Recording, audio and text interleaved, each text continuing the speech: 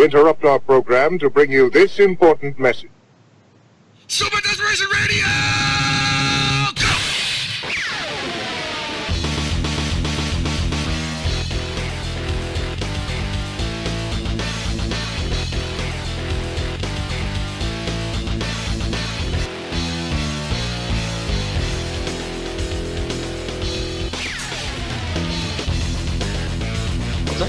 I heard what he just said too. It's pretty funny. Oh, what did he say to me? Yeah, everybody, welcome back to another episode of Super Desperation Radio in the stage of history. We've only taken 2 weeks off, and it only took me 14 days to forget how to do the intro. Yeah, it's cool. I mean, Anthony and I were having a discussion. What, you guys were having a discussion? Yeah. And he just interrupted it by starting the show. That's kind of fun. I mean, you guys could always just go back to it. I'm just going to get another bottle of water anyway. That's cool. Anthony's just tell me in text what he said. That's fine. You don't have to tell me. I have him muted right now. But yeah, hey everybody, welcome to Super Desperation Radio, where tonight we'll have I don't know why I'm excited about this, but we're gonna have Jebailey on. Why wouldn't you be excited about this? You own this guy's soul twice. I mean, there is that. Like nothing excites you anymore, does it? It's like just constantly drifting from one disappointment to the other. So why don't we start the show with some actual content? You guys were at Combo Breaker last weekend, right? Not this one, but the one before that. Those two were at Combo Breaker. Yes, Combo Breaker. Yeah. I got to point a camera at people. It was great. 2 cameras at people. Oh, they graduated you, huh? Yeah, technically. I got to work with the big boy camera. That thing was like you can't see it, but it was this big. It was huge. It's gonna start calling you 2Cam. I can't. We should need to change your name to Sam so we can call you 2Cam Sam. All right. All right, we're done with that. Anyway. All right. Thanks for watching SCR, everybody. Have a good weekend. Somebody get the hook. Welcome back to the show. We're serious this time. Yeah. So I've been telling everyone the same thing about Combo Breaker. I can't say it was an amazing tournament or anything. I can't say what kind of a tournament it was because I didn't go out. I wasn't an attendee. I didn't really experience everything everyone else did. I got to see my good buddy Medicine Horse, who he's one of Mark of the Wolves buddies. No, drop the thing.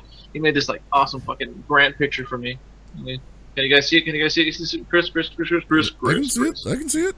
All right, yeah, he made this for me, and then I had some cutie artist girl give me these little Mega Man stickers. Thanks to Sarvitz. Sarvitz is the shit, by the way. He is the best time I had at Combo Breaker. Oh, that is actually really sick grant art. I tweeted it out if you guys want to see a better picture because I see it. I just looked at it right now. I'll find the link. But yeah, I mean it was good. Paul would have a better breakdown of how it was as an attendee because I was working the entire fucking time. Yeah, I honestly think that Combo Breaker is probably one of. I mean, yeah, obviously it's hard to compare because it's going to be the most fresh thing in my mind. But for me, Combo Breaker is probably one of the top 3 tournaments I've been to ever. Just because it had everything you want as a player, which was everything ran on time for the most part. I know that they ended up getting a little bit behind because I think it was Injustice was running a lot longer than anyone thought it was going to because every match was going down to like the last match. Well, that was KI. Oh, was it? Okay. Yeah, 3 out of 5 all the way KI. Woo. But all my pools started on time. They were done fast, and it just gave me a reason to hang out with people for the rest of the weekend. And everybody, it felt like, showed up to Combo Breaker. People I hadn't seen in years were there, and so it was really just like a huge reunion of the fighting game community. So you could pretty much, I could just like throw a penny into a crowd and I'd hit somebody I know. Dang. And it was just really awesome to see all these people. Everything felt like it was run pretty well, at least from my experience, which was playing Guilty Gear and Tekken. And all the different stages were cool because it allowed each game to get their own shine. And yeah, I loved everything about it. The venue was actually pretty nice. Some people were complaining because the distance from the room to the Mega Center was a bit far, but honestly, that didn't bother me too much. There was plenty of food around within either walking distance or a short driving distance. So even if you didn't have a car, it wasn't too bad. Everybody I talked to seemed to have a really good time. So yeah, I would recommend going back.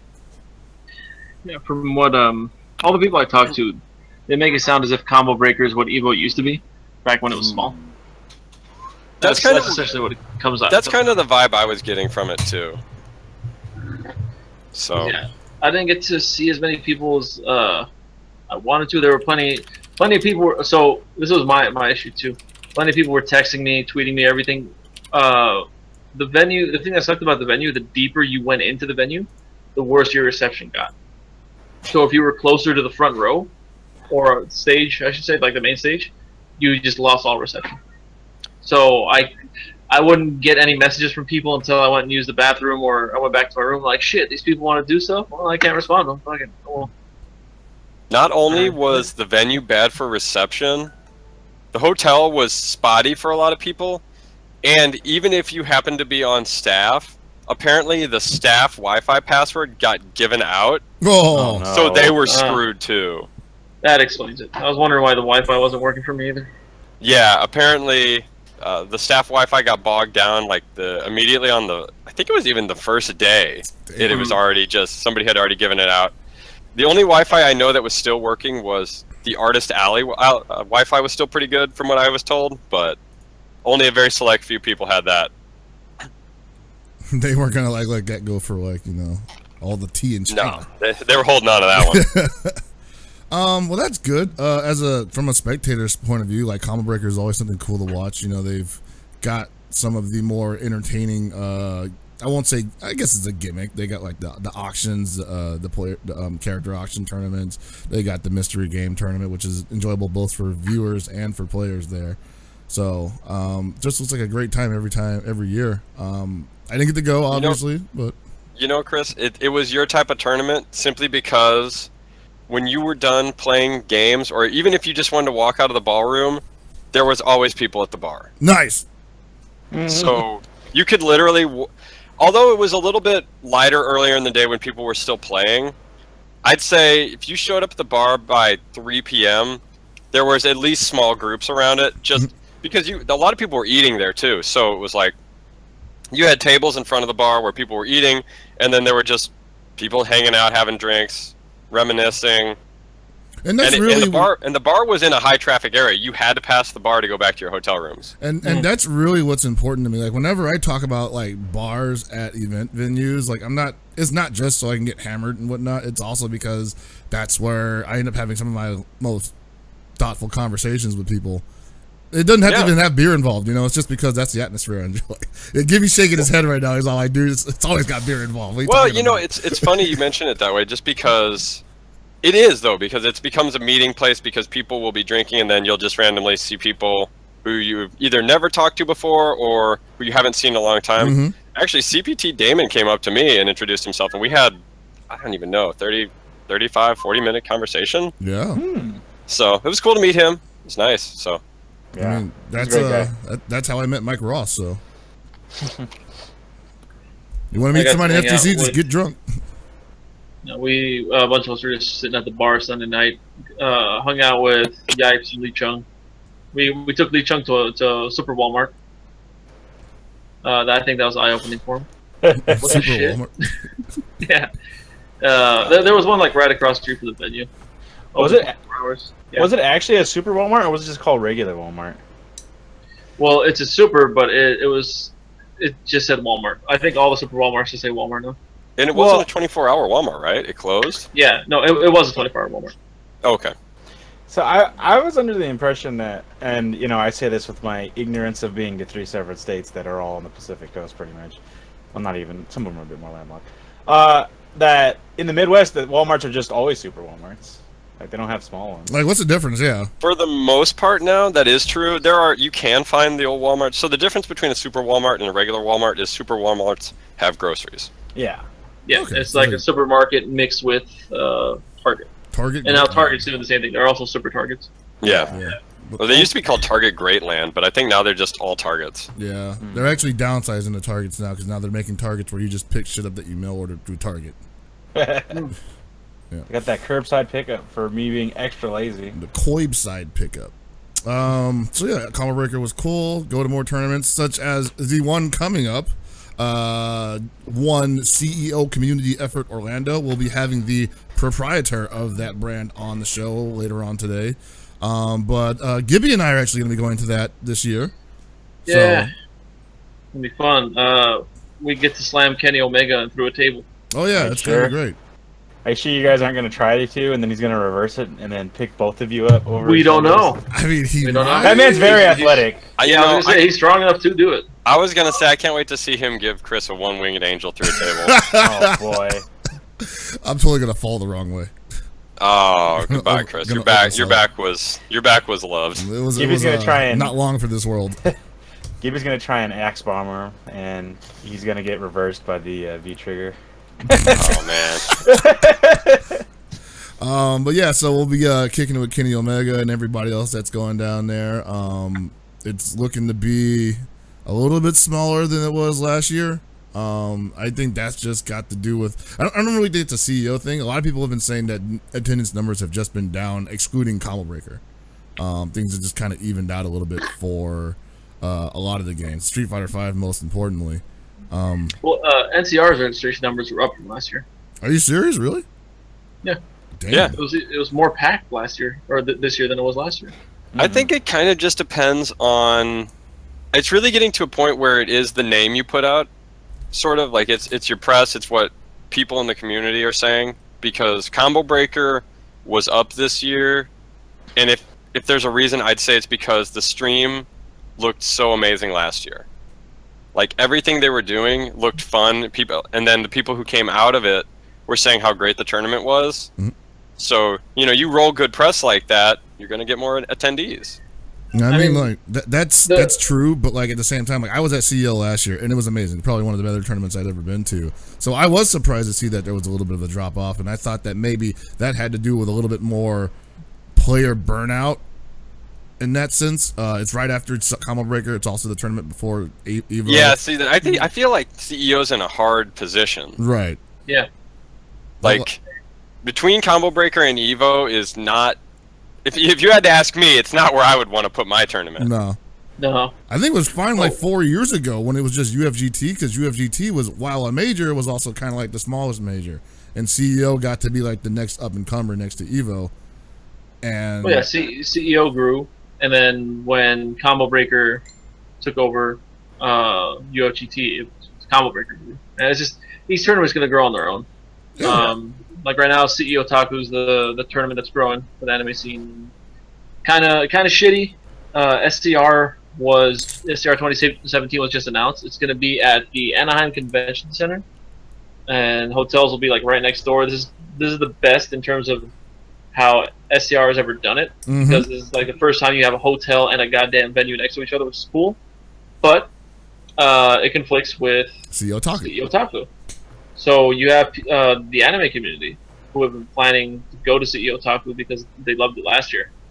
They've been planning on going to CEO Otaku, and now I was gonna say Combo Breaker. SCR gets announced, so it's kind of shitty.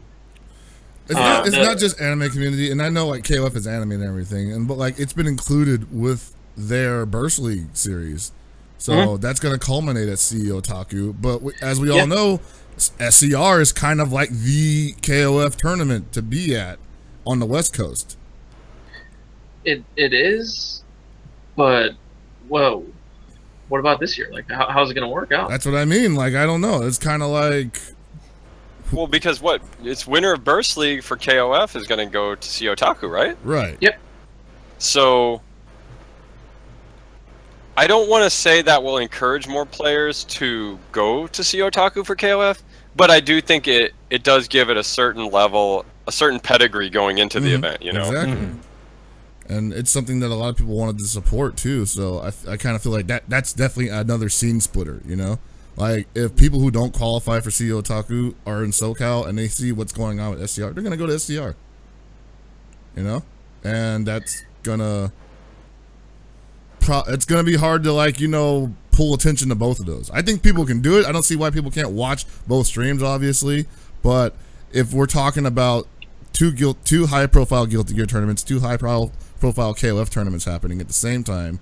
I mean, it's gonna hurt the attendance more than anything. And Yeah, I think SCR right will now. have an issue, if only because last year's SCR was kind of out far-flung for a lot of people. And so I don't feel like every game got the attendance that it would have normally. So I think that could hurt this year. Maybe maybe I'm wrong. I think it will depend on. I think it's good that Level Up announced SCR now, as far ahead as they could, because I think that's going to help. But I do worry that Air Dash games at SCR are going to be pretty small. Yeah, and to make it worse, the gear community did not like how they were treated at the last SCR in terms of streams and how the event was ran. I mean, let's be honest. How could they? Like, how could anybody enjoy that? Yeah, no, I know. So I can see them leaning more towards CEO Taco than SCR. Yeah. Yeah, and I mean, I know some people straight just didn't enter SCR last year because of travel time and registration price. What? So, Actually, Yeah, Anaheim might how be much that's easier gonna be up because. this year. What'd you say? I was gonna wonder how much that registration price might be up this Yeah. year, because like that venue's got to be like bank, man. That's a good question. Seeing if it has it up right now. Nothing yet, unless it's on. Yeah, unless it's on Smash. I don't feel like they've announced it yet, but I could be wrong. So, I don't know. We'll see. We've talked about this though in the past with more events just on top of one another, and it's going to end up, hurting some events going forward. They're just converging like that, and you have like some organizers that run multiple events a year on top of their flagship event, and you put that up against somebody's flagship event. It's almost like it's almost begging like the blow up, more or less. Yeah. Either the little guy is gonna get blown up, or the big guy is gonna be like, "What the hell? I thought this, I thought people had my back," and it's not a good, it's not a good look for anybody. Yeah, cool. Thinking about that as well, because like, let's take, let's say we had an event every week. We coordinated, but there's so many events that each week happens. Obviously, some people are going to get the shaft simply out of the fact that people have lives to live and they don't have as much time to take off or money just to go to everything. I doubt anybody in the fighting game community, outside of people that have money that's not even in the fighting games, in general, like a lot of it, to be able to even make that some sort of feasible, way to work. But at the same time, it's like, well, then we need to support our big stuff. But that also kind of shuts down the little guy, What about someone who wants to like try and run a better event? Like Central Valley, California had an event this year. It wasn't huge, but it was pretty large, I thought. Got some traction behind it. I was surprised. They got a lot of people came out, especially because I believe the week before was like some sort of, I forget. No, actually the day before, I think it was one of the Red Bull Proving Grounds, and then that's right. Yeah. Those guys just went out there like the day after, from last night to the next morning they went out to the event. Well, that's NorCal, man. We're freaking like crackheads. We'd never sleep, dude. It's like, all right, we spent all night drinking and playing this game. Let's get up next morning and go to the Central Valley and go play some more. I mean, they can't get it up to stuff. That's great, but that's not necessarily feasible for everybody. No. But again, are we just gonna go to like the same 12 tournaments every year? Sure, they're a lot more prestige, a lot more backing, a lot better organized. But are we gonna essentially monopolize or oligopoly on the events? Are we gonna just are we just gonna have like I can't go to that, who's this guy? Well, when you get into the territory of how certain games are treated at events, then those other fringe events start seeing a little more attractive, because like we said, they literally cater to these games that just don't get the love that the players think they deserve, and that is neither the fault of the TO or the scene. It just happens sometimes. Yeah, exactly. So if another TO says, I'm going to give you guys a main stage the entire weekend, it's a no-brainer practically. Yeah, but I mean, even look at Combo Breaker. How many games did they have that were like main games? Yeah. Like 15, 16 games? And that's still not everything that's on the horizon? Like The thing is, SCR could do that. They're like, it's not like it couldn't be like one, and they've done the huge roster before. You know, the old SCRs had like what, like 9 games on them at minimum, and then they had ran a lot. tournaments. There was one year they ran a ton. yeah. Yeah, I want to say they ran something like Yeah, it was 25 games. Oh yeah, I remember that. Were like every game got stream time at a certain point. Yep, every game had at least finals streamed. Yeah, and it was like we were streaming Action Core like at freaking 11 p.m. It was awesome. So, we'll see how things turn out with all these events. But you know, up next, what is it? We got CEO. Got CEO. You guys want to bring this guy in right now? Yeah, bring him on in. I'm gonna switch cameras so that he doesn't mess up the flow. Okay. Everybody, come on in. Get him in real quick. That's my. He's not listening. He's not. He just sent us a message saying, there he is. All right. Oh, so we got him on. Oof. You guys have to give us a moment. You have to give us a moment. I have to fix the calibration here. Yeah, he can run an event, but he doesn't know how to use Discord. You guys can hear me, right? Yeah. Yes. Yes. No, my webcam, every time I restart, because the computer had an update, and I restarted, and now it's like trying to go to XSplit, so I gotta unplug the webcam, put it back in. Give me 2 seconds. Oh, that happens. Oh, okay. What I usually used to do is I would just use XSplit as a camera, and then I could change scenes, and I had to walk away. See, what I do when I need to walk away, I have this thing, and I just cover it. Makes it easy. They can't see it. Yeah, exactly. And John Cena the shit out of everything. Damn. All right, he's working on it. There he is. All right, now I can fix it up for everybody. We good? I'm setting it up right now. We just needed you to have a nice rectangular frame so I could add you in. You guys can talk amongst yourselves. So Samoa Joe gonna fight Brock Lesnar. Great Balls of Fire. What is that freaking like pay-per-view name, man? It's the worst pay-per-view name ever. Jesus. But I'm interested in Brock vs. Joe. Yeah, that sounds like, heavy hitters. But they got the rights to that song and they're just playing it. I'm like, Vince McMahon permanently trapped in the 50s. Thanks, dude. There was I remember in the 90s there was like Step Back. There was an In Your House that was titled like Highway to Hell or some shit like that. It wasn't in Your House, but it was SummerSlam, I think, Highway to Hell. Yeah, that was it. They just kept playing Highway to Hell. Oh yeah, they played that shit. Oh my god. They were just so happy that they got the AC/DC license. They're like, dude, nobody has this. We're gonna rock this to the ground. I mean, I would if we had an AC/DC license song for SDR. Like, you better believe I'm playing that the entire show. You want me to get on that, Chris? I mean, please. I don't know how much they charge, but I'm pretty sure it's more than we have combined. I think it's more than we make combined. Probably. For just a second. Well, it depends. It depends. If we only want to use it once, it won't be too bad. If you want to use it every show, it's more than we make. Just wait till I start trading altcoins. I'm gonna be a multi-billionaire. Are you okay, dude? All you do is talk about cryptocurrency. Chris, how we look at one more setup to do? I don't think I'm gonna do it. So, everyone, while Hell Pockets is working on this and we're being idiots, we've got Jebailey just sitting here staring around. Like, I was looking at his camera, like, why the fuck am I on here? No, dude, registration just closed. I'm like finalizing the schedule with Andres and stuff, and just a million things all at once, man. I got to submit more than you guys know for tomorrow, but otherwise, yeah, everything's good. All right, I like that. I'm working really hard, but it's all right. Speaking of being good, we are good to go. We're all CEO coin to hit the market in order to help the prestige of your tournament. CEO what? CEO coin. Like Bitcoin? Yeah. No, I think I'm good. Or J-Bucks. We've been making for years. Is a lot more likely.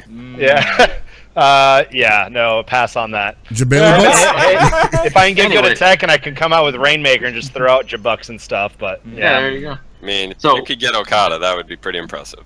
Check it out, everyone. We had a rocky thing, but hey, welcome to the show, CEO Jebailey. This Jackass here. Thank you guys. How long's it been? Is it exactly a year? It's exactly a year. So a year ago this week, Jebailey came on the show, and he did not let us say a word. It was the greatest thing. We had a vacation for an hour. It was great. So let's see if we can not reenact that this time, all right? All right, I'm just going to stay quiet the whole show, so go. No way. Yeah, awesome. So registration, you just said registration closed. Yeah. You're finalizing the schedule. Does that mean some games are going to have Friday only? Yes. I shot myself in the foot 4 years ago when I created that damn ring, and now everybody has to have their game in the ring, and I can't do multi-stages like a combo breaker, and just be upfront about attendance gets the main stage, and then do the nicer side stages. So yeah, to fit everything in the ring, because I actually reached out to the community, like the anime community, for example, like, guys, do you want me to start you Saturday, do finals in another room on Sunday, or do you want the ring? Like, let's just get us out of the way on Friday and get the ring. I'm like, okay, so. It's pretty much how it goes now, and trying to fit 11 games is tough. It's worked out though, but obviously there's big changes this year now that I'm a part of. I don't even know how many pro tours I'm a part of now, right? So I got the Pokken Pro Tour. I'm one of the only American events for it because we did really good last year. The community was supportive, and Pokemon wanted to support at least a few events. I'm pretty sure if it made it to EVO, they would have gotten big support too. Got the Street Fighter V pro circuit, of course. And then we've got, Injustice 2 Pro Tour, and then the Tekken. I'm the first American master event, which is exciting because Tekken. I actually just had one of my Citrus Clash monthlies that Andres and company comes up from Miami to host, and we had like 30 for Tekken, which isn't bad for a local, especially the day after the game came out. But all day was like, man, I want to start playing Tekken, and that's the flavor of the month, right, guys? So we'll see how it lasts. But game's been great, man. I love it. I used to be a Paul player since Tekken 2, and I still can do all the Kings of Death Cradle combos and all that off memory. But yeah, so all those tours, dude, and then obviously Smash is a big draw still at my event. Smash Wii U yet again has the most entrants at CEO. Ooh. So it is a big drop. Obviously, people have been talking about the numbers dropping, and that's a whole other subject, right? Like how some events are just dropping across the board, but definitely. One of those things where last year was just a really great year for everybody. Street Fighter V hype came out, and now we just gotta just keep on going. As the FGC will still be around, whether esports keeps growing or dies, our community is still going to be putting on events. Yeah, fairly autonomous in that sort of sense. Yeah. So with all your pro tours going, would you say that CEO is the most pro tournament out there? I mean, besides Evo, actually, technically, if I have Pokken considered, that's above it. And then we got we got the curly circuit. We got all the nice community things that Smash EG's been putting together and stuff, which is really cool, right? It doesn't really cost much to put together; just gets better cross promotion going. But yeah, I mean, it's pretty prestigious if you want great practice before Evo. A little, cool down for not cool down, but it's awesome that Combo Breaker did so damn good. Like, people don't understand. I am happy when there's amazing events because that gets me more excited as a player to go to more events, right? Yeah. So now Combo Breaker is doing incredible. It's only going to get even bigger. That's good for everybody. So, but it's good. Yeah, a lot of pros. Like, actually, I shut down registration officially last night. I secretly leave it open without publicizing it, just so when every a-hole like cough K-Brad hits me up. Like 4 in the morning, like, dude, bro, I was drinking, I forgot to register, and I'm like, it's still up, man, till noon tomorrow. Go do it. And he's like, I love you. I'm like, whatever. So we had like 15 more people sign up, which I think is fine, right? Because we're gonna actually start hitting the seating. We're gonna email all the community seaters tonight with all the list once it's closing right this second, and then start working on the brackets and all that stuff. And I've been considering on-site registration, but it just ends up being a bigger pain than it really is, because everybody wants to be prepared now on what they're doing. So, but exciting. But the not really downside. The best part about the Pro Tour is now my production's covered, right, for these games, right? Yes, I got it. The worst part about the Pro Tours is I can't really use my CEO gaming channel anymore. So, like, what's the so. It's a balance, but if anything, I think it benefits us all when the developers get on board and stuff. And I just think it's great to have the official support. So TOs aren't coming out of pocket now to do big pop bonuses for the newer games, and it's just, yeah, I think it's a good year, man. Honestly, regardless of the numbers being way lower than last year across the board for like Street Fighter V after its big year boom, it's great that now there's a Tekken Pro Tour, there's an Injustice Pro Tour, and they're supporting all these community events. So what game doesn't have a Pro Tour right now? What'd you say? You're at the same time as Anthony, but never mind, Chris. Just go. Answer. Go. I mean, I'll be honest, like KOF, right? KOF came out Love the game. It's basically CVS2 with N-Groove all day for me. Andreas is biased. So every time we do the monthly, the guy is freaking commentating top 8 for 3.5 hours. And he's like, Alex, I'm working. I'm like, you're sitting on the couch for 3.5 hours while we have 5 other tournaments going on. Anyways. Hey, that's his homework, though. That's what the boot camp guys gave that to him to do. Like, every time he's got a KOF tournament to go to, you got to put in at least 3 hours of tournament. Yeah, and behind the scenes, like SNK, they might not be throwing a lot of money, but they've been really supportive, giving out free swag and all that. Just what happened, guys, man? Where's the KOF turnouts? We are working on that right now. I think it's it's been a rough launch. You know what? I'm gonna blame the fact that Chris is just not taking his beautiful face to all these tournaments. He's not drawing in the KOF followers. I'm working on it. The man. KOF believers need Chris. They need Hell Pocket. Recent developments will make this much easier for me. Where is Hell Pocket? Where is Hell Pocket? He's coming to CEO to commentate for $5 an hour. Oh my God! Oh damn! So we're just going to talk about that. Well, since you brought it up, how much? Talking about what? I was going to bring this up in a nicer way, but sure, Chris. Go on. So obviously this was something that happened a couple days ago. We won't name any names because we don't know whether or not this guy's listening or not. Actually, I don't give a fuck if he's listening. Who gives a shit if he's listening? Honestly, I don't give a shit. But anyway, I'm not here to put anyone on blast, but I will be very upfront about the whole situation. We just want to talk to you about the facts right now because obviously there was a lot of information flying out there that day. Some of it was real, some of it not so much, and we heard directly from you. Your statement basically was the $5 an hour fee is completely, false. Wrong. You know what the truth is? What I believe, my guy. So I hired this guy. His name is John Schrader. Amazing dude. He goes, Alex, I love, he's mostly from the Smash community, but he's like, let me handle your commentary. Give me the schedule, give me the games, the time for Dreamland, CO Dreamland, my Smash-centric event. This was the first time where I literally gave it to someone, and he came back, had the whole schedule laid out perfectly. He chose everyone. He created Facebook chats. So he did an incredible job. Dreamland, as everyone knows, I should never have opened my mouth because that opened up a big can of worms, right? Wasn't a financial success. It was a success as an event. People had a great time. That's what really mattered to me. And CO was so big last year, I was able to have money to take risks, right? And that's the whole idea of why I'm trying all these new events because, I like to try new things and see what happens.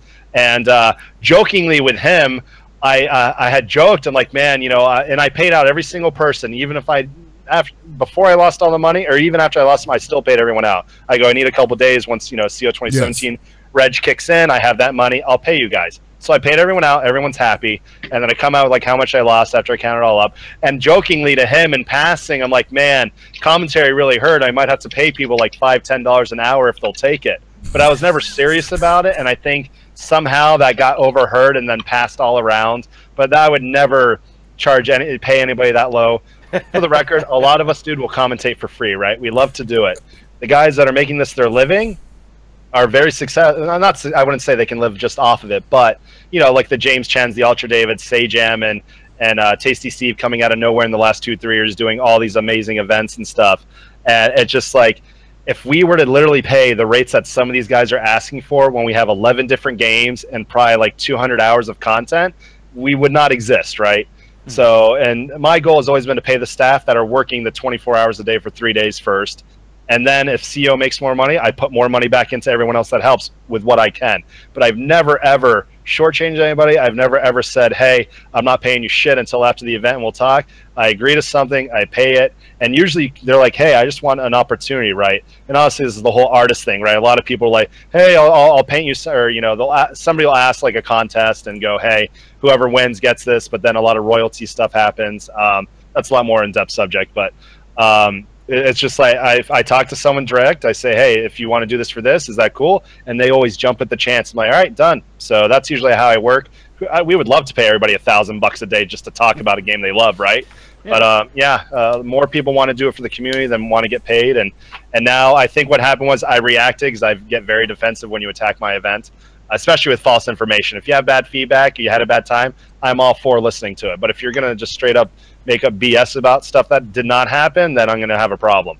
But now I think they just want to protect themselves and, just be able to say, hey, to these events, like, be upfront with us, make sure that we're getting taken care of. If you can't do it, let us know in advance. And I think that's what they're trying to do. But if you're going to have like 100 people trying to create a union and be like, hey, we're not going to do any events until they pay us this amount. Best of luck to you, because everyone else is just going to step up and want to do it. Dude, I know. Like, I don't want to, like, I don't want to, like, support the scab mentality, obviously, but it doesn't really exist in this situation. It's like, literally, like, you know, there wasn't really anything there to begin with, and you decided not to take the job.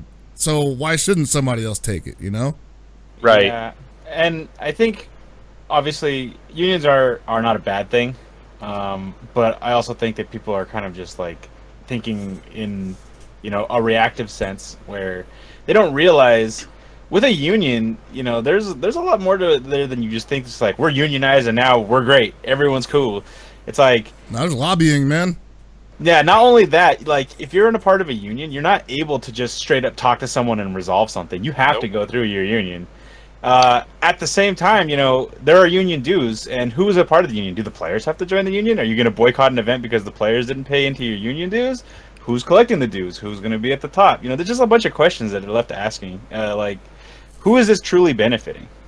Well, I think you have to look at it. Oh, sorry, go for it.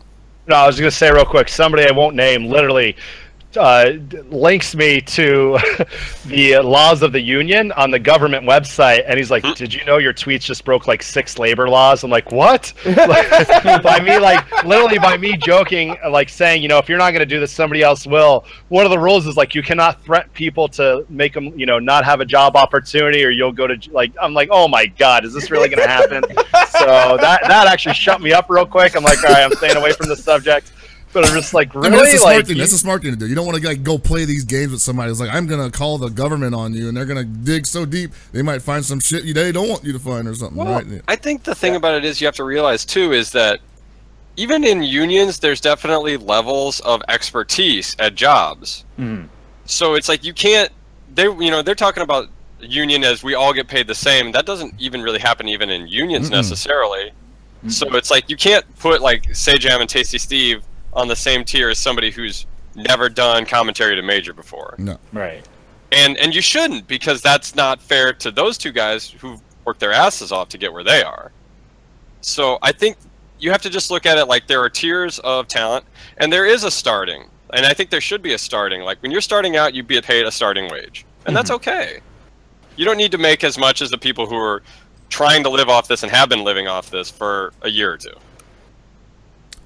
I just, like, I told the story that last year, it was the first time I ever worked for you, and I gave you my daily rate, which is like the first year I ever had a rate, and then you beat it by like $100, and I was like, biggest mistake in my life. Well, yeah, that's where all the money went. Because ever since then, I was like, well, great, now I got to go everywhere and ask somebody for an extra $100, or else, you know, Jebailey's gonna be pissed. He's gonna be like, you ripped me off. You're over here, like, no, Matt, you know, if you can get more out of people, always go for it, right? Well, more is fine, but, like, I can't do it for less now. Like, it's always got to be that number at least.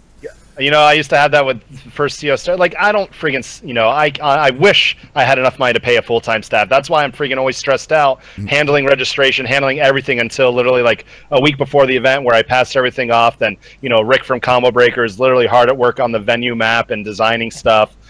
So it's just like, I wish we were at that point. As big as CO has gone, I am still first and foremost a community event. You know, financially, no really big backers. You know, and just every time I get any kind of money sponsorship, it's gone to the production, right? And just trying to make it a different experience for people. And it's tough, man. Like, when you see one group of people, like, for example, and I'm not putting anyone on blast, like a commentator group, like, upset that they're not getting paid enough, I don't think they realize how many other people are working, you know, doing way more throughout the event that might not be making a dime, right? So it's just, there's so much that go into these events, man. And one day I'll spill the beans on just literally every single cost there is. And I know John Choi did it with NCR a few years ago. And the prices keep going up, man. Things aren't getting cheaper. The hotels will always go up a couple % every year, right? Your AV is always going to go up because new technology comes in. They got to get new equipment to rent. You know, freaking, I think I just placed my order with Gaming Gen. I need 180 consoles and monitors. So it's just, you know, there's a lot that goes into this stuff. And if you're just one guy, I just want everybody to understand the crap that we freaking go through and how much stress there is. And, like, you can go on a website like Kappa. Like, I still read it once in a while. But, man, the hate I get is just, oh, my God. Like, I want to give these people hugs because I feel so bad that they just are so upset with me. Like, they had a bad experience that had nothing to do with at a CO event, right? And then they just, every time they get a chance, like, I hope his event fails and he's going to learn his lesson. And like, and you know, I do this Daytona thing, right? For example, and I got this 9,000 seat arena. The intention, of course, the dream would be to fill it up, right? Right. But I would not be booking a 9,000 seat arena if the event depended on filling up 9,000 of those damn seats. That's a good point. I booked it with all I need to really fill up is 2,000, and the thing's paid for almost, right? So, and that's numbers I'm already hitting. So it's just like, God, why do people want people to fail so much? And you know, I've had my past of opening my mouth, but I just want everybody to get better. And now look at all these events. This year, every event's been pretty spot on, I think. So, and if there is an issue, it's something like within in-game stuff. Yeah. So it sort of becomes a disappointing race to the bottom, because you want, as players, we want more transparency from organizers, but at the same time, it's every time you open your mouth, it's just shit piles on. There's explosions, yeah, man. Like, so it's nobody's actually really getting what they want. It sucks. Yeah, but I mean, a guy in the scene basically said, he goes, hey, you got to take the good with the bad. For every one person that hates what you're doing, there's going to be 50 to 100 people that appreciate it, and they love the information you're sharing, and they learn more, and then I think that makes them happier about what they're a part of. no, that's true. Like, I think you have to apply that to a lot of things, especially in the FGC. You know, you got production, commentary, players even, you know, and they just, you know, staff food alone, like Daytona's scary as shit, to be honest with you, because the Wyndham is very, very relaxed because they really love my event and they're very sad I'm leaving, right? So like outside food, we sneak in Popeyes all the time, right? And it actually, it's getting out of hand, because last year when we cleaned up, I'm seeing like freaking 50 Popeyes boxes under chairs and stuff, you know, and all the outside food. Daytona, like not a speck of outside food is allowed in. And now I got to pay these like huge amounts just to get staff food in there, right? So it's, yeah, costs are only going up, and it's one of those things where the situation is like, Combo Breaker may need a bigger space next year, right? I obviously needed a bigger space this year, but now the numbers are down, so it's like, is Daytona a mistake? But you know, even now doing the layout, because of all these Pro Tour streams that need stages, I'm like struggling to figure out where things are going to go. So I'm waiting for that clean slate, but it's like, we just hope that it keeps growing, because now that all of us are, like, even final round, right, moved to a convention center, huge wide open space, great spacious, but we don't know how successful it was, right, because you have so much more to deal with, especially with unions too now on stuff like that. So you got to be planning way ahead, and the FGC is the worst thing you can plan ahead for, because freaking 1,300 douches signed up in the last 48 hours. You know, you realize those douches who just signed up right now still have no idea if they're getting there, right? Yeah. I'm getting still tweets like, oh man, I missed the sign up, guys, what do I do? I'm like, well, you obviously don't go to CEO. But yeah, it's like, how do we change that shit? Like, I'm trying to think of all the ways we can do it, right? And even I offer refunds up until the registration is over, so a lot of people have a chance to sign up and then get it back if they don't want to come. But it just, yeah, it's like Daytona, right? It's this huge space. Maybe people skipped out on CEO this year because I'm getting a bigger space next year, and I've already spilled the beans that I'm going to somewhere that's humongous, so why not go to a different event, right? And try that out and see how it goes, and then come back to CEO when it's in a fresh slate. So it's scary times, but it's still fun to do. So obviously, when you are looking forward a year to Daytona, and it looks like it's going to be amazing, like, do you ever like get this feeling where it's like, I can take the hit in 2017 if I can make 2018 work? A little bit, yeah. I mean, a lot of people are like, man, you probably have checked out of CEO 2017 like you don't care, and that's definitely far from the truth, right? So especially, I've been working on stuff and a lot more quiet with all the announcements, just like Geico, right? Combo Breaker, 24-hour room, huge success. People are in there till 4 or 5 in the morning.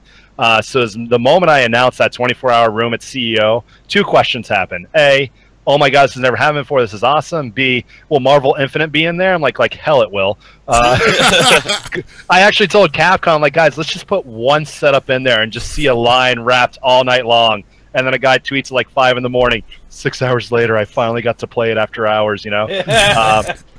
But yeah, I mean, I can take a hit. I already took a hit with Dreamland. Sea Otago is shaping up to be really big this year. You know, a lot of people already planning for it, so I'm excited for that event still.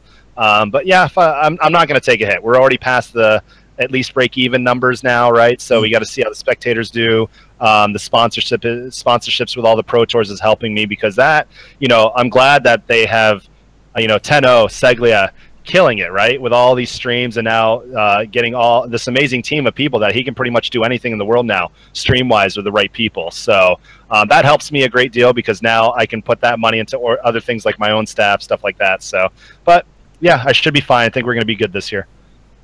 Cool. So, and then I better see all of you in Daytona because I need every person I can get. Oh, you know I'm in there, man. So, time off is an issue. I know. Well, I haven't announced the dates yet. It's going to be a good time. So, I'll be looking at those dates. Very interested. I'll tell you that. Yeah, I'll tell you what. After I make my esports coin and become a billionaire, are you good, dude? I'll be there. I'll be there. I'm just saying. I'm trying to get rich quick. Bring the Walkman back, and you can be a billionaire overnight. Yeah, seriously, think about it. Like, if I got this money, Walkmans. Like, let's just say this, Jebailey. I give you 1 million esports coin, and it is 20 Satoshi, if that means anything to you. 1 Satoshi is 1/1,000,000th of a Bitcoin. Oh my now, God. if that million turns into be worth $1, you just made $1 million. Right. Yeah, exactly. No, but I'm giving it to him for free. It's pre-mine. It's pre-mine. Yeah, so don't have him on the show anymore. Oh, yeah, all right.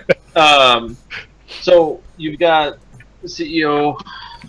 There's nothing after CEO outside of Evo, but afterwards you've got CEO Taku, which is, I don't want to say backed by Burst League, but is part of the Burst League. It's the end of the Burst League, correct? Right, and then also SCR unfortunately is the same weekend, but that was something we talked about right away, and they hit me up, and just it's not oversaturation, right? More events is great for the players. Just it's so hard to get the dates you want, man. That's why it's and it stinks too because last year we were all October. I'm like, I'm gonna go to September where nobody is. I go to September now, everybody's back in September now. I'm like, you can't win. So just that's the state of how things are. But also, I work for DreamHack now too, man. So as soon as CEO's done, I'm working on DreamHack Atlanta. So I just got approval to do Tekken 7. I'm about to, pretty much can tell you here first, we're going to have Injustice 2 there now. Got the okay on that, which is exciting. And it's not, the beauty about what I've been doing with DreamHack, they just trust me, man. They go, here's your space. Tell us how you want to lay out your space. Tell us what you need production-wise, how much staff you need. Here's your budget. And boom, I get to plan events for other people without the stress of wondering if the hotels are going to fill up, all that stuff. And nice. It's been a really great experience. It's actually helped with CEO. I'm learning so much behind the scenes on how, a real big, huge esports company works and has so many moving parts. So it's been nothing but amazing experience for me. But yeah, so as soon as CEO's done, I'm going to go over to LA with CJ. He's one of the qualifiers for the Red Bull Proving Grounds. So because he hasn't got enough points yet in the Pro Tour, and he's just now getting back into Street Fighter V, and he's coming back, man. I think he's gonna do really well by the end of the year. Hopefully, make Capcom Cup. So gonna do that.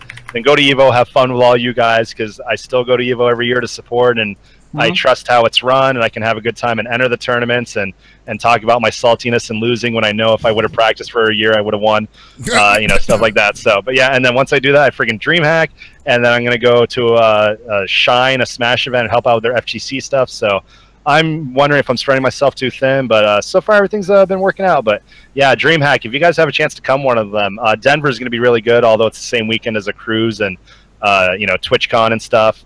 But I think even though Atlanta is DreamHack Atlanta is a week after Evo, I think the Capcom Pro Tour really changed the dynamic where after Evo, a lot of us would just chill until like Summer Jam with Big E's event, right? Right. And then just relax and have a good time, or they would go to VXG. They were going to the beach? Yeah, they're going to the beach. Hey, we're going to the beach too. Oh God, I went and filmed some stuff on the beach, man. And I'm like on that point of, do I really want to air this and get so much shit or sued? Wait, does that mean that CEO will be the beach? It's going to be Jebeach, Jebee. No, okay. I thought about that hashtag, but no, it's just going to be straight CEO Daytona. But but now because of the Capcom Pro Tour, right? As soon as Evo's done, everyone's looking forward to the next ranking event or the premier event. So it's actually wild because it used to be, like you said, you used to have a couple months after Evo. It's like August, September, we're pretty much down. Maybe you'd see, there'd be 1 or 2 events like around August, but it was normally more regional stuff, and then October, November is kind of when you'd start to see big tournaments creeping up, and now it's like August, big tournament, September, big tournament, October, big tournament. It's like, holy shit. It's like that. Yeah, I mean, I think it's good, right? We'll see how it goes in a couple years, but yeah, it's crazy. Like I don't sleep anymore. Oh boy, you don't need it. You only need about 5 hours of sleep. And dude, I've been getting like 4 and been okay. That's a little dicey. Every now and again, Jebailey goes on Do Not Disturb on some sort of messaging platform, and he gets e-sleep. Dude, why don't they have AIM away messages on Twitter and Facebook yet? Oh, that would be... Dude, just because every time I get a tweet, like, I want to go into hiding for a day. Like, I got freaking... I don't know if you guys saw the text, but some random number texted me. Dude, I reply hi, and they're just like, I just want to let you know you're an asshole. So I'm like, of course I'm going to troll back. And I don't know if it's either like an ex-girlfriend I pissed off that wanted to just hit me up out of nowhere, or... seriously somebody from the FGC or even Kappa, and I'm just like messing with this person. I'm like, okay, all right, let me have some fun with that. So yeah, it's great. And we, Gutex, me, and Kayani got hacked a few years ago with our Twitter accounts, and somebody posted up my address, my phone number, and my credit card, but it was expired at the time. But it's a crazy world we're living in, man. Yeah.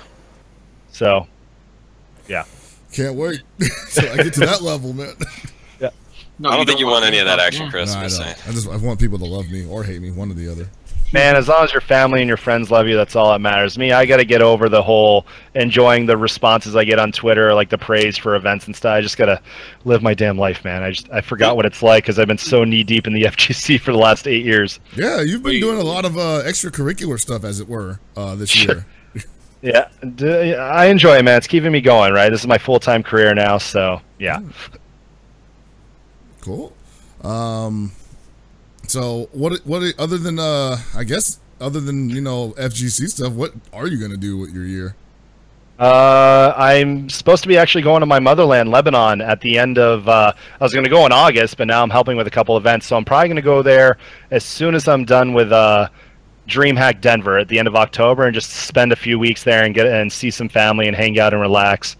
But yeah, I'm trying to take real vacations now, but now there's a damn event every weekend, right? None of us can take vacations. So.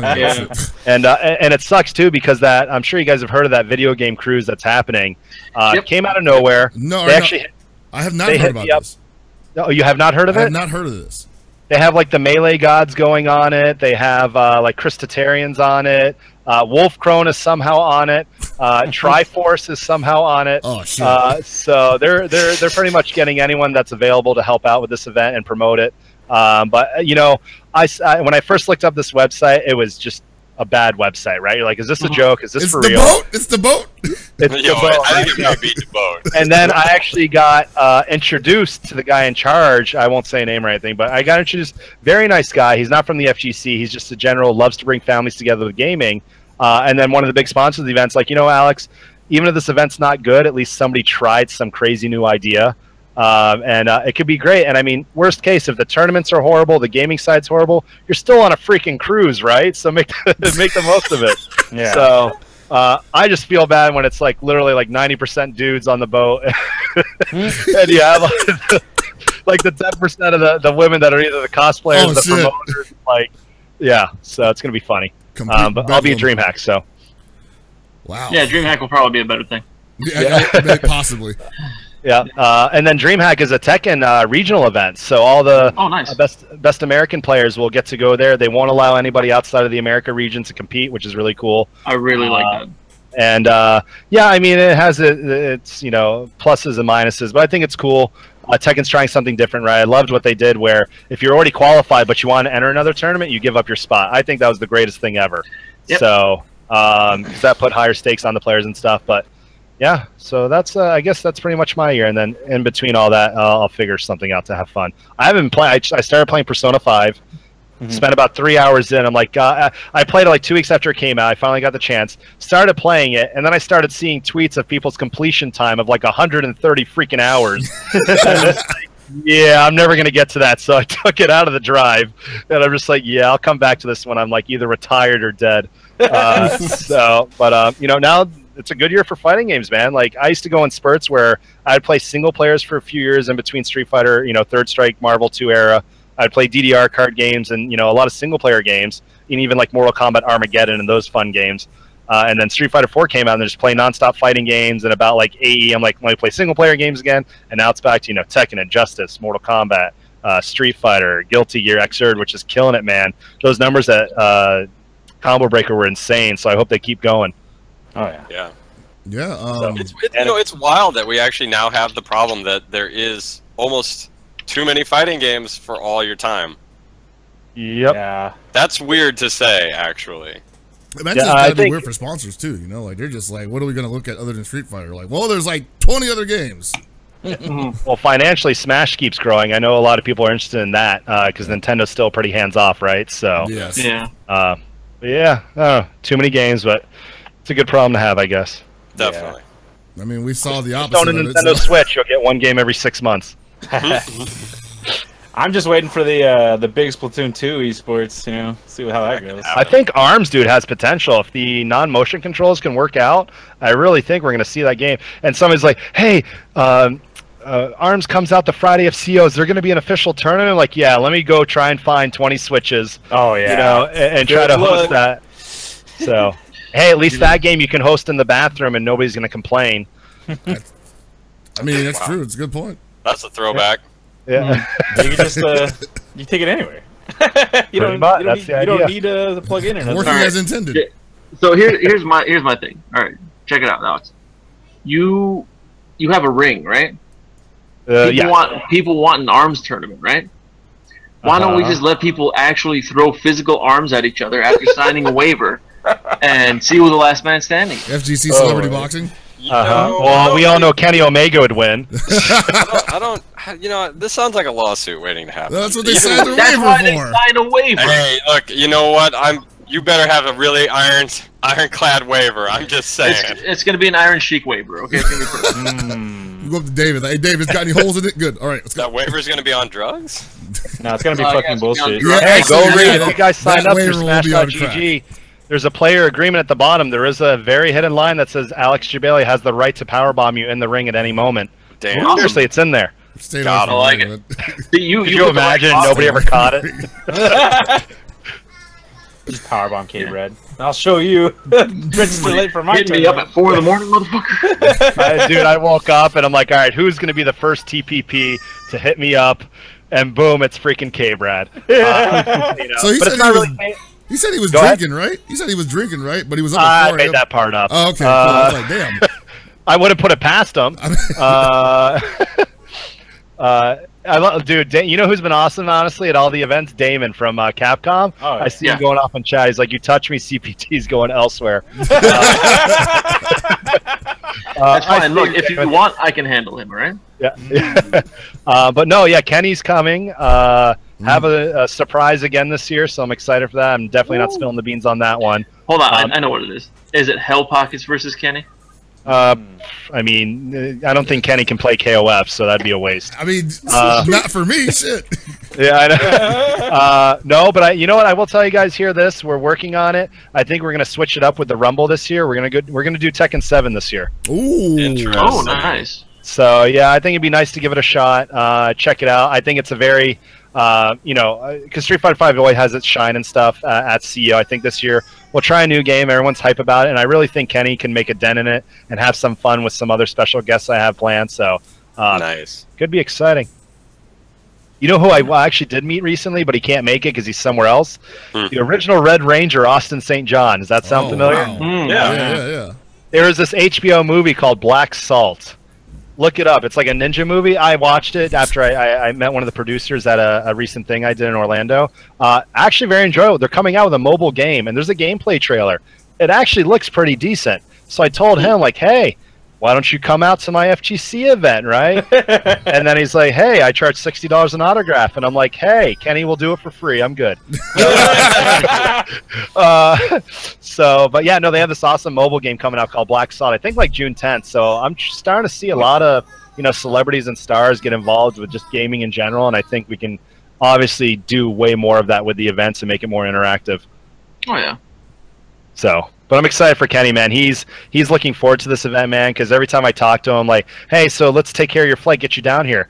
I'm like, do you want to come Thursday to Friday? He's like, whoa. I need dates, man. I have no idea what day it is. So it's all a blur to him where he goes and stuff. And I think he has another Okada match like next week, doesn't he? Yeah, Dominion. Yeah. June 10th. So, Yep. So I'm excited for that, and it's great that he's doing what he's doing. So, Man, but he, I mean, if he wins, that he's going to be able to bring the IWGP title with him.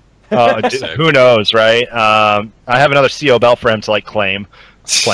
So, dude, that would be awesome though, right? So we're all going to be watching that on Saturday night. Yep. Okay. So that's gonna be fun. Yep. It's like the first. This year, see, I'm actually going to be. Oh, hey, what's up? This will be this year. I'll actually be. I kind of have a lot of free time because I guess KOF is only a Friday, which is. I mean, that's fine. Yeah, so, I mean, I don't want to do that, but to fit in the ring, that's the only chance. And I had to give it a 6-hour final slot because it takes 6 hours. No, yeah. I don't even have the rules yet. Should it be 2 out of 3 all the way to grand finals? Yes. Yeah. Okay. What about winners and losers? I don't have a pro tour to deal with, so on that, so I don't. Have That's to the only thing. I never really had one either. Check it out. If you want to make winners and losers 3 out of 5, go for it. Yeah. Just do not make all of top 8 3 out of 5. No. Don't do that. If the final 3 players can all speak Spanish, we'll make it 3 out of 5. I mean, possible? Yeah, it could happen. I mean, I studied in high school, so. I think Goichi registered for it. What if they could speak Tagalog? You know, I don't know. What about that? I can speak the mix-up Japanese, and my daughter speaks Mandarin. Is coming, and he signed up for SF5 and King of Fighters. Okay. So. Did you want to answer Thea's question? She's practicing her Mandarin in the microphone. I do have a question for Chris, man. Why do I always see you with a green screen behind you, but there's nothing on it? Oh, it's because like this is just like my static screen. So it's also like it's my Fortress of Solitude divider wall. It's calming, you know. Green's calming, I hear, or something. Like that. You like pull down the sheets. There's like 6 kids out there eating, with, like spaghetti all over their face, and like, Dad, don't look at me! Don't look! Nothing's behind this curtain. I usually reserve this green screen for like just single player games and streaming and whatnot. I haven't done that in a little while because I get really burnt out on Tales of Berseria. So I haven't used it in like a month, but I'll be back on it for Game Goons streams pretty soon because that new Utawareru Mono 2 is out. There we go. Nice. Some JRPG shit. I have a question for you guys. Who's going to Evo Japan? I just got my passport, man. Yeah, I got to get my passport, but I'm planning on it.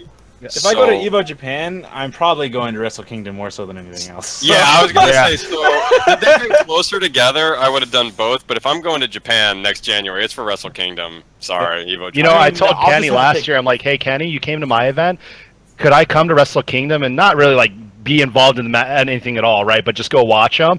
He's like, that'd be awesome, man. But they're pretty kayfabe over here, so we can't be walking in public together. You know, I can't. You know, it's not like America. I'm like, all right, I'm not coming. You can just sponsor and buy him like 50 steaks and like 30 something. Oh my god, dude! Kenny last year was the most amazing guy to hang out with. But holy shit, every 2 hours, Alex, I'm hungry. Because he stayed at my house for 2 days. And like every 2 hours, like, Alex, go eat, and I can't order pizza or Chinese, right? It's got to be like healthy food. Right. So I'm like, dude, let me just grill you a bunch of freaking chicken breasts and stuff. But so next time you have him at your place, just invite me over. I can eat with him. Of course. Yeah. If you want someone to eat, I legit will eat with the man. Dude, this is your first CO, man. What day do you get in? Thursday. Let's grab dinner, man. Seriously.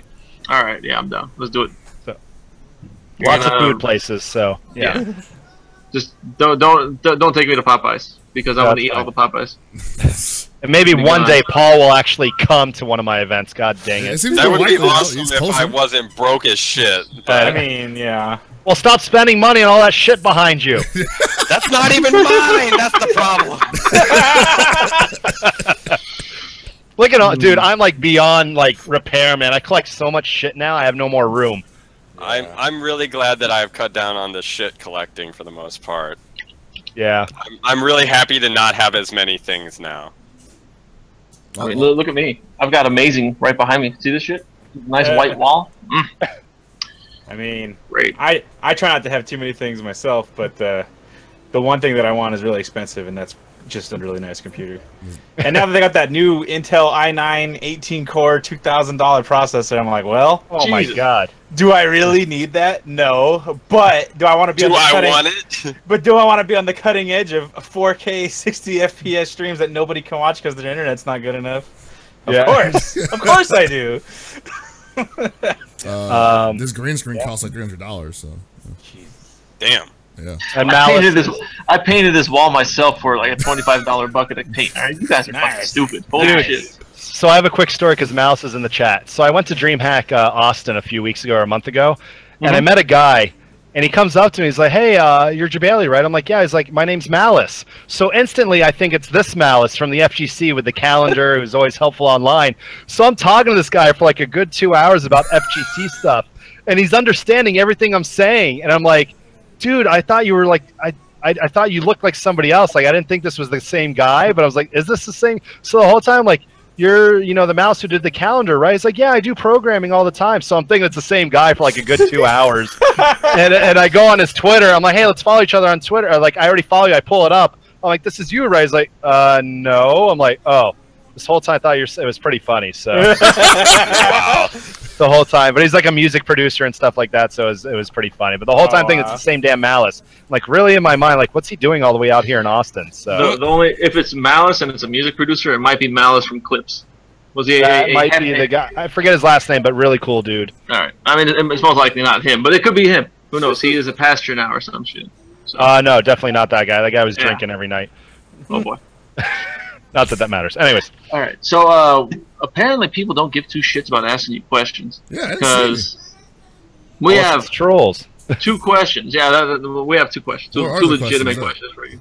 One is by Jugnificent. I like it. Jugnificent. So Jugnificent asks, with the numbers of CEO being lower than last year, do you think it will have more of a regional/local feel? No, because there's 47 states and 29 countries. That's that's worldly regional. Yeah, that's obviously a smash question, right? If it's regional, that's what they usually call them now, or super majors. Numbers are just fine, in my opinion. Like last year was just a freak turnout, man, and we were not prepared for it because literally 1,000 people signed up the last second, and I'm just like, oh my god, what do we do? And we did the best we could with the 1 week of prep time, but now we're more prepared. Obviously, it's going to be really weird because I'm spreading games out across like every ballroom.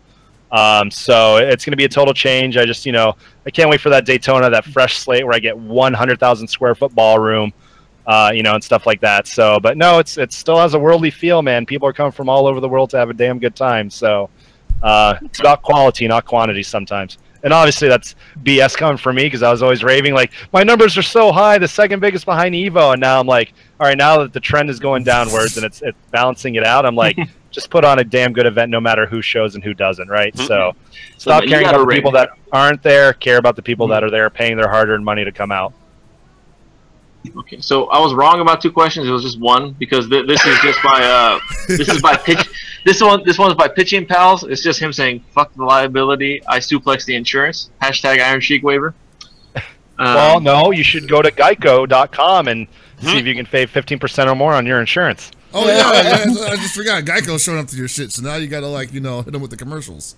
Yeah, it's awesome too, man. They've been involved in gaming for a little bit, but this is their first FGC event they're really getting involved with, although they do sponsor Panda Global. But they were at it wasn't DreamHack. I think it was one of the PAXs, and they had a really cool Hearthstone booth and stuff. So, but yeah, no, they reached out to me, said we'd love to get into gaming. We've heard good things about your event, and then the rest went from there and stuff.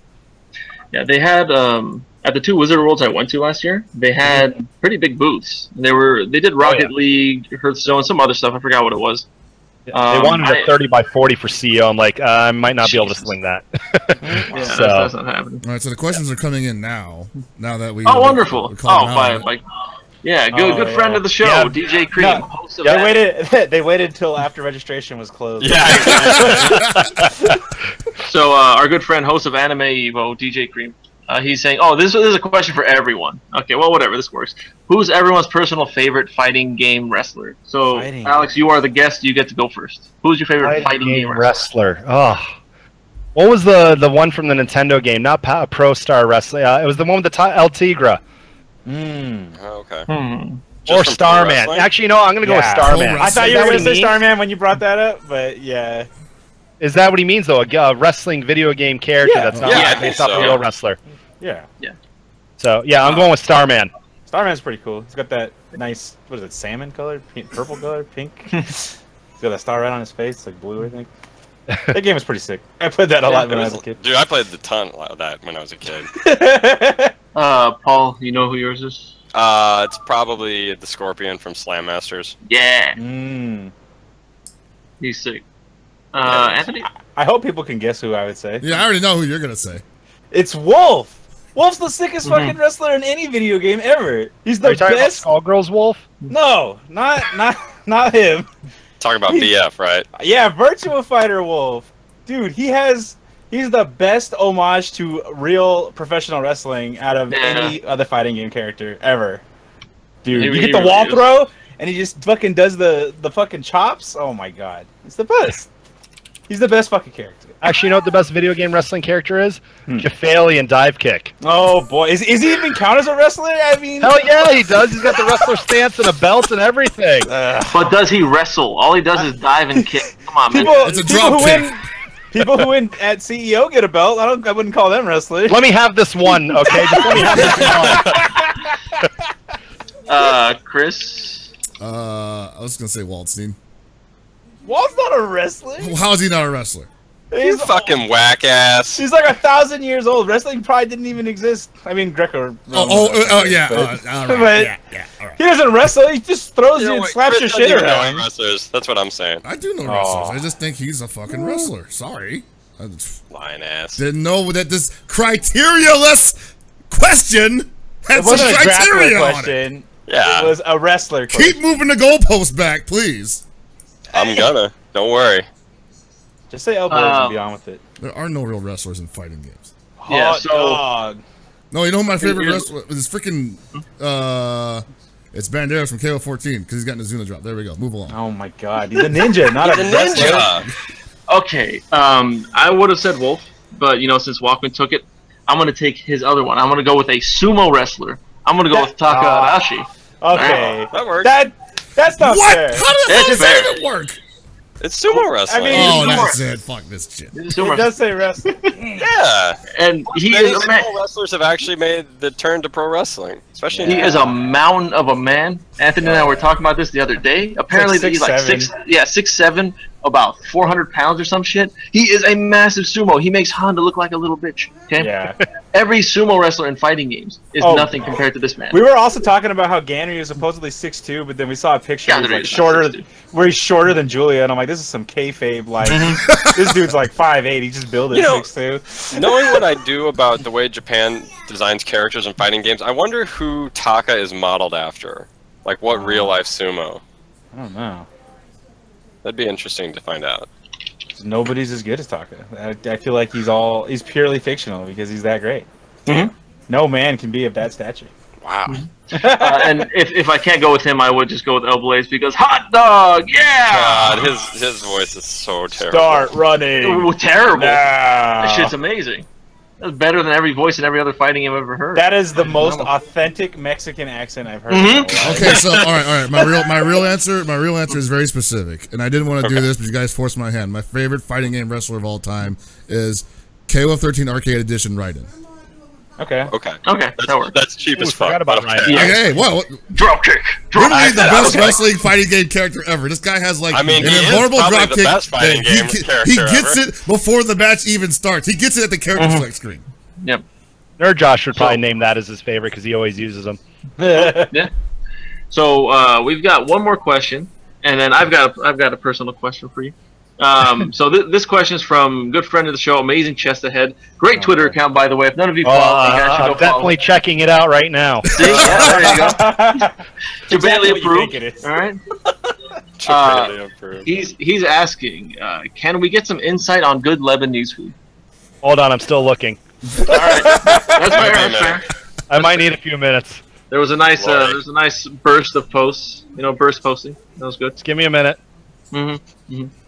Just keep the camera on the tweet. In the meantime, Giants win 7-2. So. Good Lebanese food. I wonder if he means in Orlando or just in general. I think in general. I mean, shawarma, shish tawu, kibbe if you like raw meat, but doesn't really taste like raw meat. It's just like ground beef almost, but it's edible. Hummus is always a classic. Tabbouleh if you like parsley, which I hate actually. And get this, I'm Middle Eastern. I cannot stand the taste of olives, man. I take them off pizzas. I cannot drink a dirty martini. I'm like the only Middle Eastern man on earth that hates olives. No, I know plenty of others who don't like them. All my brothers, for instance, they all hate olives. All of them? All of them, yeah. Dang. All of them hate olives. You could have thrown in pita just as a joke. Yeah, pita's good. Yeah, just say something like really obvious, just really quick. Like, oh yeah. I really like the beef. Baklava is really good. You ever have beef? It's pretty great. Yeah.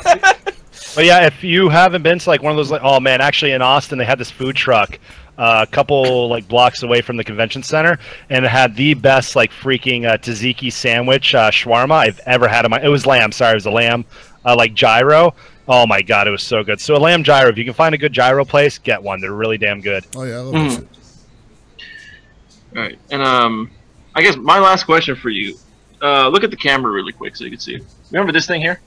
Squeezy thing? Squeezy thing. Where am I looking? My camera. On Skype. Oh, hold on. It's on a delay. Oh, Jesus Christ. On Skype. Oh, yeah. Oh, God. That thing. Yeah, dude. All right. So I'm bringing these to CEO. Now, mind you, I've got a bunch of them, as you can see.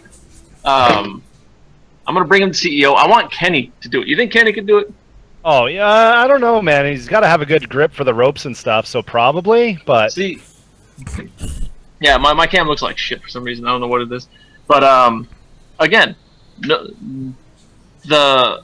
this one here, this is my newest one. No one has been able to ever do this at all. Can you do it?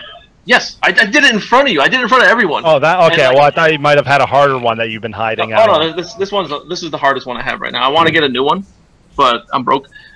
Maybe Evo will have a new one. If you're just tuning in, you tuned in at the wrong time. No. Yeah, pretty much. No, check it out. So how many pounds of pressure is it? 200 some odd pounds. Jesus. But like, I've been trying to find a strong man in the FGC to do it. Because you look at me, I'm like full on dad bod right now, but I can do these no problem. Haven't found anyone that can consistently do them. Hell Pockets did it once because he was drunk as shit, and it was great. But I want to see if Kenny could do it. Bring it. Maybe the other guest we're gonna have can do it too. Oh, I'm gonna record them while they're contest out of it without them never seeing them in their life. Yep, this is what we're doing. Exhibition. I'll walk up to him. Okay? Only if finals are in the ring. No. So check it out. I'll walk up to him. I'll go like, look. I do this to everyone. I'm like, look. You see this? All you got to do, squeeze it, make him touch. This is all you have to do. Okay. And then I'm just gonna hand it to him, and then see them die. You know, it's funny. When you showed it to me, I forgot. I met a magician once, and he could pop a $50 from his palm and shoot it upwards. And it's because he did that thing you're doing, because it built that muscle, and he said it took him like 2 years to be able to accomplish it. And now it's like one of his best tricks where he just like shoots up a coin, like I would say like 6 feet at like a rapid fire pace. So yeah, maybe that'll turn when you're done commentating and stuff, you can just do that on the side of the streets. I mean, I'll make more money on streets than I would commentating CEO according to Twitter. Hey, I'm all for supporting you for your dream. Yeah. Can 3-card Monty finals be? Oh my god! That was the most under the breath. Like, yo, so I'm gonna run this table. And we got Curly W in the chat. The guy just gets married yesterday. He goes out of his way to come in this freaking chat just to rib me. Like, what is that, man? It's just congratulations, by the way, Max. It's a harmless rib, man. Congrats, guy that I finally met and had a fun talk with on getting married. Also, speaking of special things, I guess a good friend. Always listening to the show. I don't know if you're in here right now. Dashino Chris, happy birthday, you old bastard. You're like about 52 now, I think. Oh wow. Sick. So yeah, no, not brand new, but yeah, she said brand new, right? No, she said they no. Oh, sounded like brand new to me. Any of you guys going to E3? Yes. Nope. Nada. Okay. You going to E3? I mean, if it wasn't the same week as CEO, my bad. I would. Wow. Bad planning on your part, pal. No, I got screwed by the hotel. That's another reason why I'm leaving. Like, for 5 years, I'm like, I always want the 3rd or 4th weekend of June. Done, not a problem. The 1 year that my saleswoman goes on vacation, some new guy comes in and goes, hey, I can book an entire week straight. So literally, when we're all leaving Monday, there's an event. I forgot what kind of event it is. It's taking over that hotel literally for 10 days straight. Fucking hell. So, and so I kind of got, basically I had no choice to move it a week earlier, so, which stinks. And you know what's funny? When Dreamland happened, and before I did it, I go, hey, do you guys think Easter will be fine? Yeah, we're not religious, you know, we can make a vacation out. So actually some families came and enjoyed it, you know, and they spent a week out of it in Orlando because there's also spring break time. But after the fact, when I said it didn't do so well, everyone's like, oh, shouldn't have done it on Easter, you idiot, you know? Father's Day is... That's kind of the thing that happens with NCR, too, because it's fallen on Easter weekend several years, and... there's always at least a small sect of people who are just like not going because it's the holiday. Right. Not going because they're going to soccer con. Yeah, it sucks because like almost every year it falls on Walken's birthday. That's like one of the biggest holidays of the goddamn year. Yeah. That's why I go to NCR so much more too. Not only is it close, it's birthday weekend. See a lot of the local people. Buy $200 worth of Popeyes. You know. I don't have to pay for shit at Popeyes anymore. God, Gibby and them. You know what, dude? I have an idea for your thing. Last year, when Popeyes corporate, they gave me like 100 free like 2-piece dinner combos. Oh, wow. I would hand them out randomly throughout the event. So I would walk through a hallway, and if there was a crowd of people, I would literally go, first person to 30 push-ups gets free dinner at Popeyes. Literally 20 people drop to the ground, start putting out push-ups.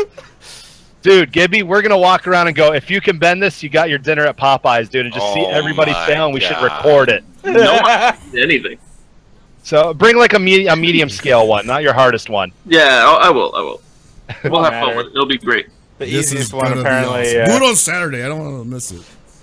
Oh, you don't get until Saturday? I get it on Friday, but I'm going to be working Friday. What are you doing? I'm playing and commentating, probably. I didn't decide that yet. I'm just kidding. Damn, putting the cart before the horse here. Hold on. You mean to tell me the ultimate commentary duo for KOF, Hell Pockets, and Manchester aren't going to be commentating KOF? What is this shit? You're going to have to fight Andreas for it, but yeah, no. I will beat the living shit out of that little man. Well, with your grip strength, you could probably crush a skull in your hand. I definitely can. I tried to link in the chat. Have you guys heard of this damn game that's going around, Inflatality? No. You know those blow-up dolls that Bailey uses? They made a fighting game out of it. Look it up. It's called Inflatality Steam Greenlight Trailer, and everyone's already tweeting me, when's this going to be at CEO? Jebailey, are you going to New Japan in Long Beach? No, I talked to Kenny about it, and we were, having the discussion. I'm like, dude, I'm excited for you, come out to America.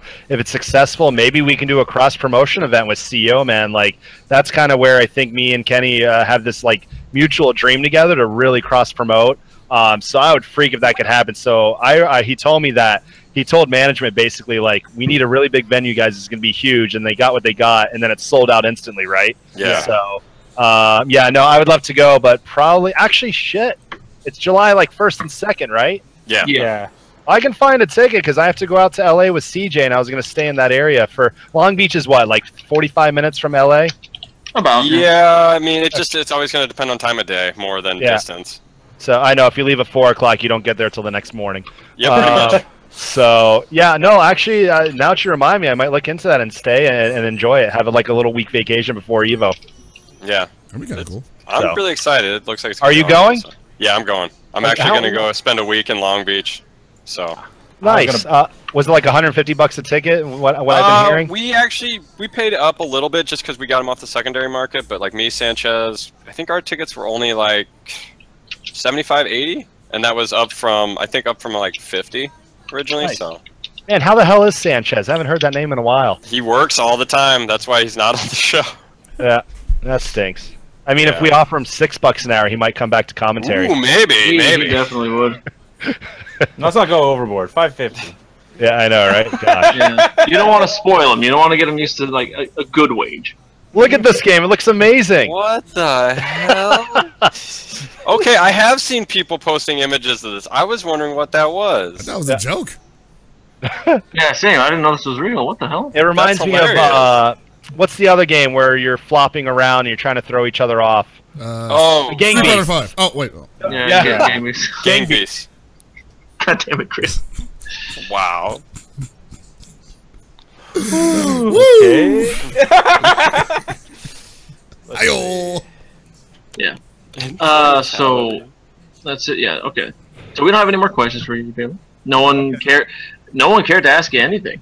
Oh yeah. Wait till CEO comes and everyone's stopping me every 2 seconds with a million questions. No one's asking questions because they're going to be dictating what's it called? Complaints, apparently. Mm-hmm. No, I'll make it easy. I'll ask you one question, and hey, do you think you can squeeze this? And I'll just hand it to you, and you're not going to do it again. I'm just laugh in your face. That's it.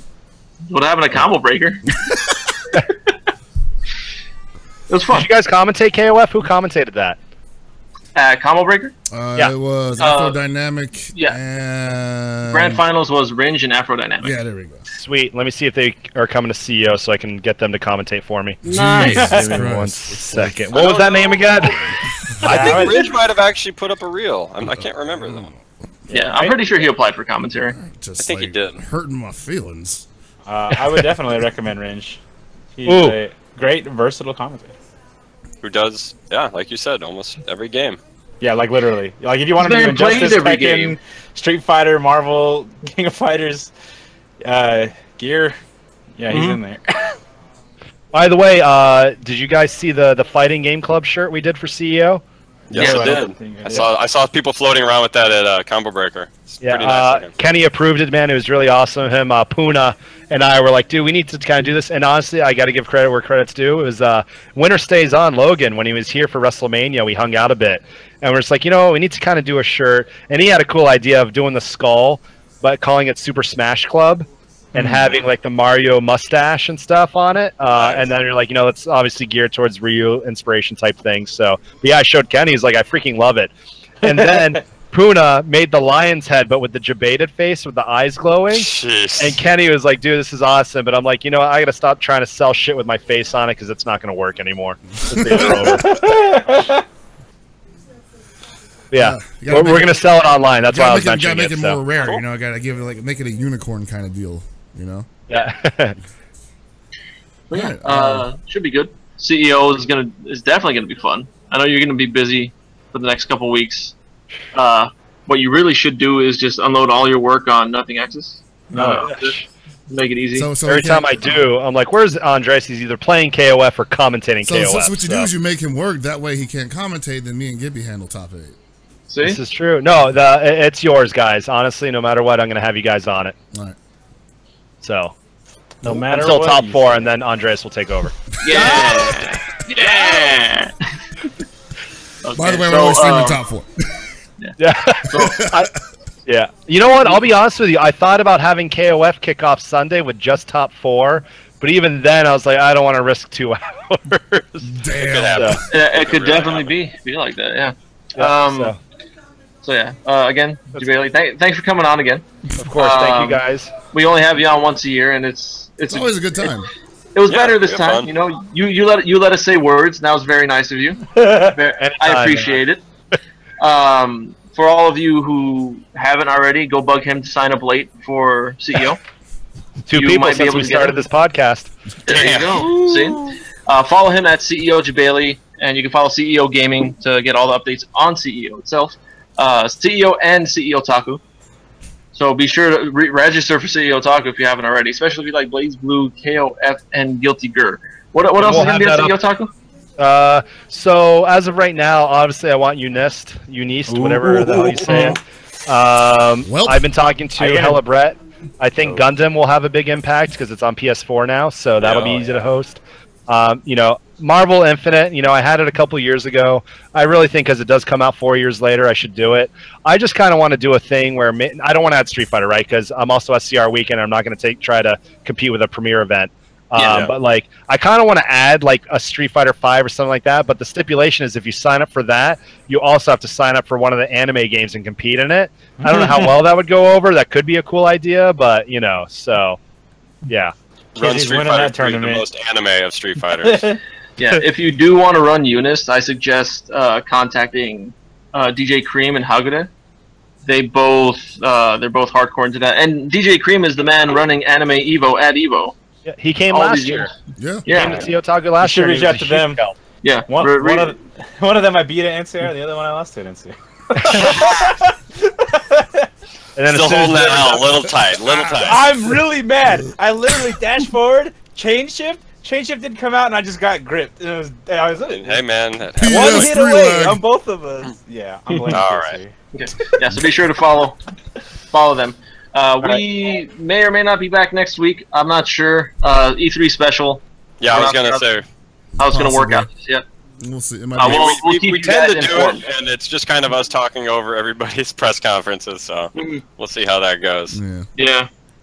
Anybody have any final thoughts for this week? I did have some information to impart. So, recently I got a job offer at another office at the school I'm working for. So I'm going to be switching positions, and that's going to be reshuffling my work schedule pretty severely to the point where I'm basically going to be working Monday to Friday, and what I'm told I'm going to be working 9 a.m. to 6 p.m.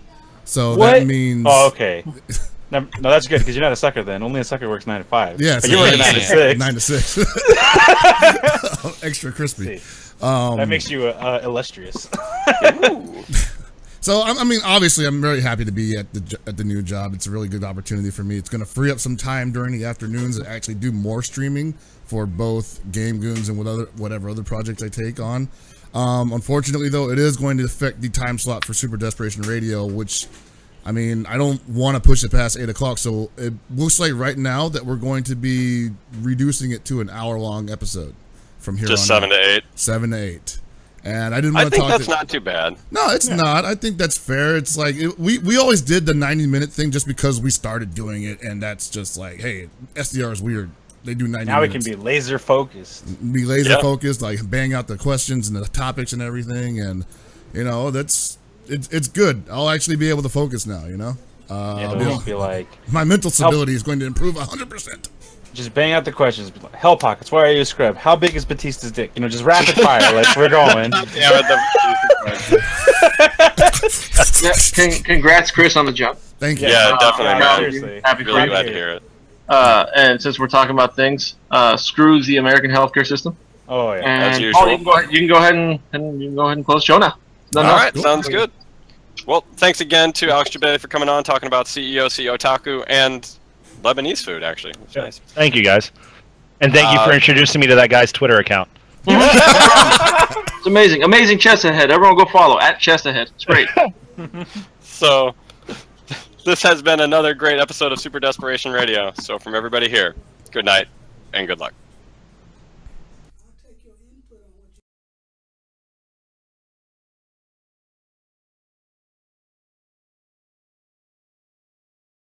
What